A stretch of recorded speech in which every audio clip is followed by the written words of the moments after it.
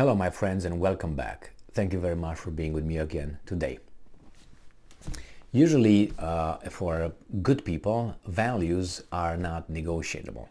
Alright, so if you have a value, you can just be creative and you use your values here, but here you might not because the people involved are this or that.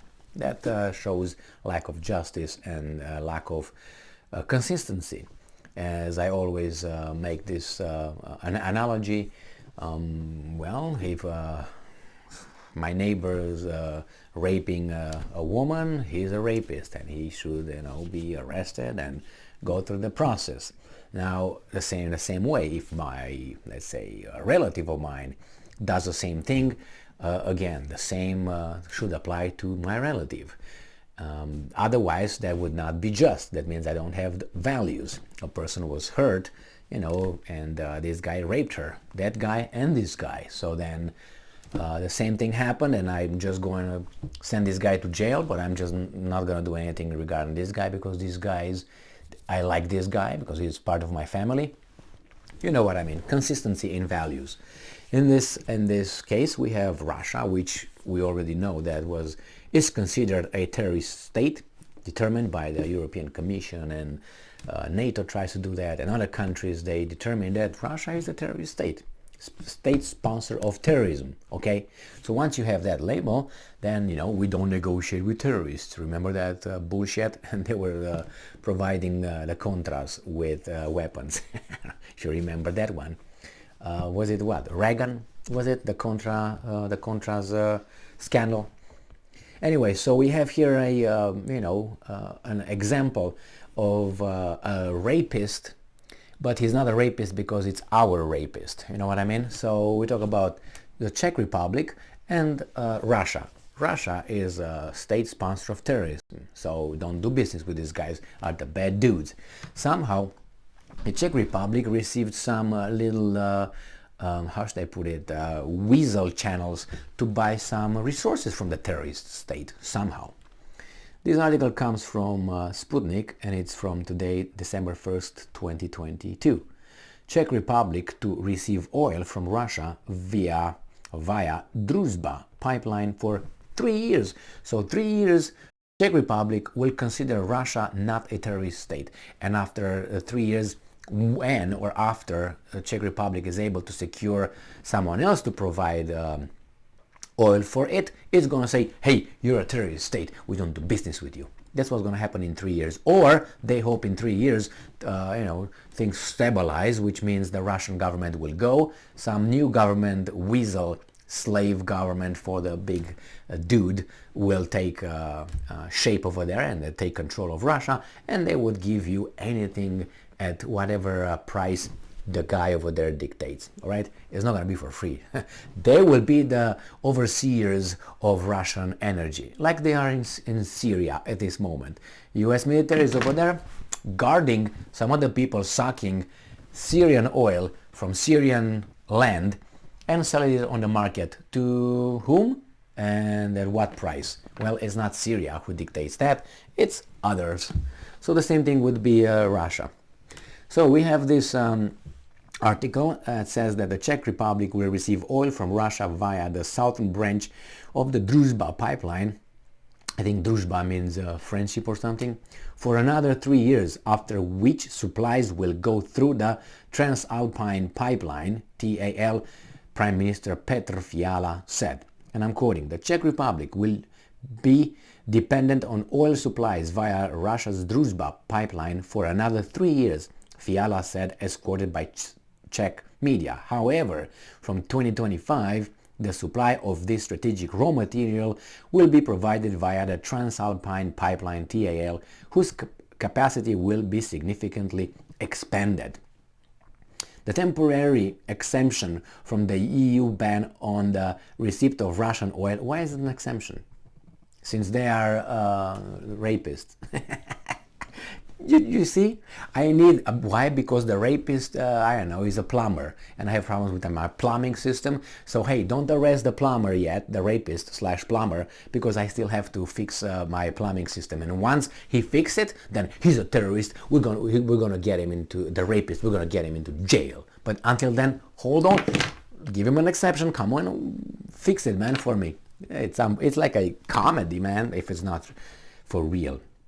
So the temporary exemption from the EU ban on the receipt of Russian oil products from the Czech Republic is valid for 2 years. During this time, the country must ensure alternative ways to deliver the strategic raw material. So you give me 3 years to work with the plumber, and after 3 years, I find another one, and after I find another one, then I become moral and I have values. And I say, you need to go, and I get this guy. And if this guy is let's say a criminal in other ways, again, I'm gonna keep him until I'm gonna find someone else, and after that, I'm gonna become again virtuous, and I say, hey, you need to go.